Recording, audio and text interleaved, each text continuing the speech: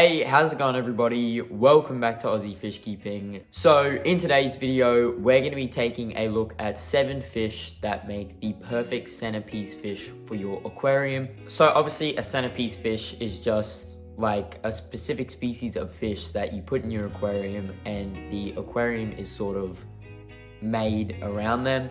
And more often than not, the centerpiece fish is the most colorful, usually the most expensive, and the most personable. But with that being said, I guess without any further ado, let's just jump straight into today's video with the first fish on our list.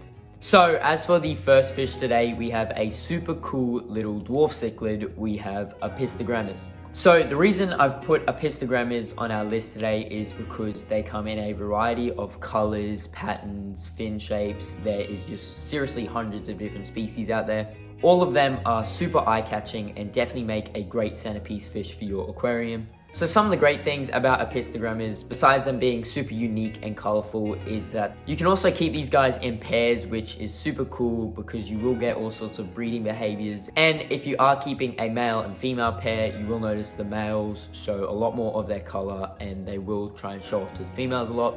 But as for water parameters for these guys, you're going to want a pH of around 5.5 to 7 and a temperature anywhere between 22 to 27 degrees Celsius. So they do like the warmer water and they also do like more tropical water parameters, but you can also actually keep these guys in a blackwater aquarium. So a lot of the time, blackwater aquariums have that lower pH of around 5.5 to 6. These guys are also super easy to feed, so they'll eat all sorts of live foods like live daphnia, live blackworms, and live brine shrimp, and they'll also eat frozen foods and dry foods as well. But with that being said, Apistogrammas are super colorful and eye-catching, and they definitely make a great centerpiece fish for your aquarium. Moving on to the next fish on our list, we have a super popular aquarium fish. We have Betta fish. So bettas are obviously on this list today because they are super colorful, there's all sorts of fin shapes you can get, and they are super personable. On top of all that, a lot of these bettas can be kept in a community aquarium. It does depend on their personality, so all bettas are different. Some are more aggressive and some are more docile. And for the docile ones, you can keep them in a community aquarium with all sorts of tetras, barbs, denios, and rasboras. Obviously, you can also keep a lot of female bettas together in a sorority tank, and they go perfectly fine like that. But as for the males, you can only really keep one per tank, and if you are keeping them in a community aquarium, I would recommend having at least a 2-foot tank. I would also recommend stocking it with heaps of plants just to give the other fish spaces to hide in if your betta starts getting aggressive. And like I said before, you're going to want fast moving fish like the barbs, tetras, and denios, or even some bottom dwelling fish like bristlenose or corydoras catfish. You don't want anything too delicate or slow moving like guppies, and you want to steer away from things like cherry shrimp. So obviously these guys are kept a lot by beginners, and that is because they're super easy to care for. So the water parameters you're going to want to keep these guys in is a pH of around 6 to 7.5 and a temperature anywhere between 20 to 25 degrees Celsius. As for diet, you do want to provide them with a really high quality, nutrient-rich diet, just so they do keep a lot of that super nice color. So I would highly recommend feeding these guys lots of live blackworms. I would at least feed them that once every 2 weeks. And then for the other feedings, you can feed them frozen foods and dry foods and all sorts of other live foods you can find. But with that being said, the Betta fish is another great centerpiece fish, and I would highly recommend them for your aquarium. Moving on to the next fish on our list, we have a much smaller fish. We have Killifish.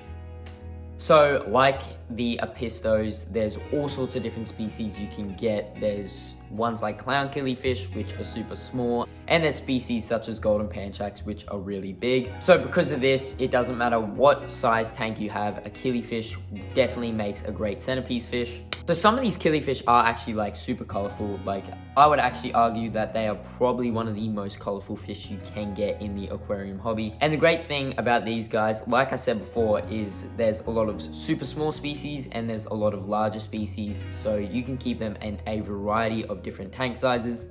I will say though, a lot of the smaller ones are a lot more colorful than the larger ones. So killifish, in my opinion, make a great centerpiece fish for a nano aquarium. On top of that, these guys are super peaceful and they can go with a lot of different species from cherry shrimp to endlers and all sorts of tetras and things like that. So the water parameters you're going to want to be keeping these guys in is a pH of around 6 to 7 and temperature anywhere between 20 to 26 degrees Celsius. And then as for diet, you really want to feed these guys a lot of live food like live baby brine shrimp, and that's going to obviously help them keep that color. But they will also definitely eat all sorts of frozen foods and dry foods as well. But with that being said, if you have a small tank, I would highly recommend getting killifish as a centerpiece fish. Moving on to the next fish on our list, we have a larger species of fish. We have angelfish. So angelfish are a super unique fish. Obviously they have that really tall body and those super cool fins. And there's really no other fish you can get like it in the freshwater aquarium hobby. Obviously there's like discus and things like that, but angelfish are just super unique and they are a super great centerpiece fish. So these guys also come in a variety of colors. They're not as vibrant as some of the other fish, but they are just a super cool species. So these guys are relatively peaceful and you can definitely get away with keeping them in a community aquarium. It just has to be a larger sized aquarium, just because they can get a little bit defensive, especially if there's a pair in there and they are laying eggs. But besides that, they are super peaceful and you can definitely keep them in a community tank. As for water parameters for these guys, anything from around 6 to 7.5 on the pH scale and a temperature of around 24 to 30 degrees Celsius should be good. And then as for diet, they're super easy to feed, so they'll eat pretty much anything you throw in there. So things like live blackworms, live bloodworms, all sorts of frozen foods, and all sorts of dry foods. But yeah, with that being said, if you have a large enough aquarium, I would highly recommend getting angelfish as your centerpiece fish. Moving on to the next fish on our list, we have another cichlid. We have ram cichlids. So ram cichlids are super similar to the apistos. I actually do prefer rams over apistos. I don't really know why. I just really love just a super nice German blue ram.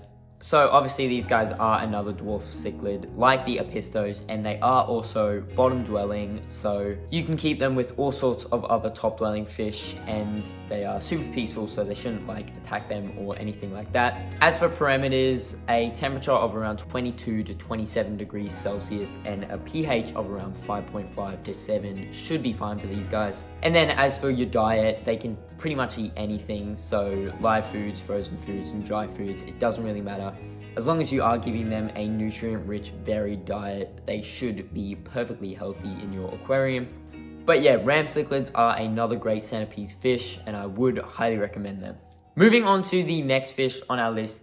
This one is, in my opinion, a centerpiece fish, but I would understand if people don't think it is.